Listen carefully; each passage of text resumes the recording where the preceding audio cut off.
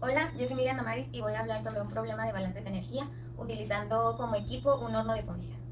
Lo que nos dice este problema es de que se considera que un horno de fundición utiliza un quemador para fundir de manera continua lingotes de aluminio.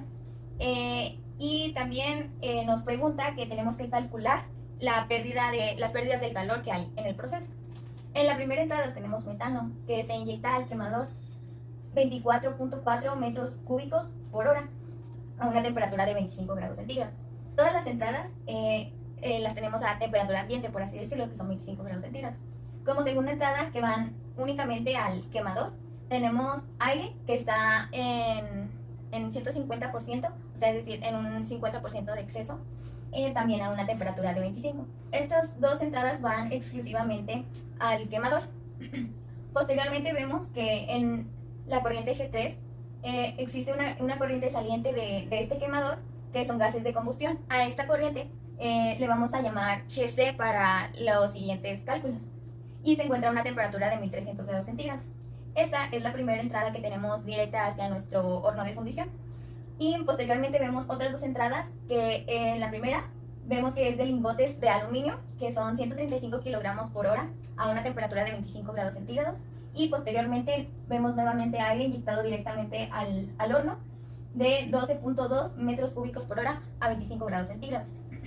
Y observamos las salidas de nuestro diagrama, que son gases de salida, que para los próximos cálculos lo llamaremos GS, y salen a una temperatura de 800 grados. Y finalmente tenemos la salida del aluminio líquido, o sea, ya fundido, a una temperatura de 750 grados, y salen 135 kilogramos por hora. Vemos que se está aprovechando toda la entrada, que son 135, en la salida vemos de nuevo los 135 del aluminio. Para este problema se nos proporciona esta tabla con algunas especificaciones que nos ayudarán más adelante en los cálculos, que tenemos la especie con el estado en el que se encuentran, que son gaseosos, y el aluminio únicamente como sólido en la entrada y como líquido en la salida. También nos dan una entalpía, que es a 25 grados centígrados de cada uno, el peso molecular y la capacidad calorífica. Para ayudarnos a calcular los límites de nuestras integrales, nos proporcionan una tabla de límites en grados Kelvin para cada uno de los participantes o de nuestras especies presentes en la salida. Y también nos dan dos datos importantes para los cálculos al llegar al punto de la fundición del aluminio. Rápidamente, como apoyo para los cálculos futuros, es necesario, para facilitarnos más el trabajo, realizar un balance de materia. Y nos vamos a centrar en estos dos equipos, que son como los en donde se está llevando la acción principal.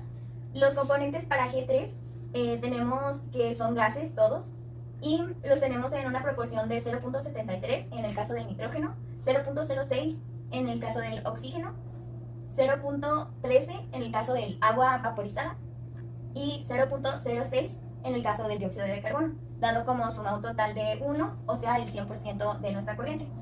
Y el balance de materia de G4 está dado por, o sea, el G4 es la salida de nuestro horno de fundición.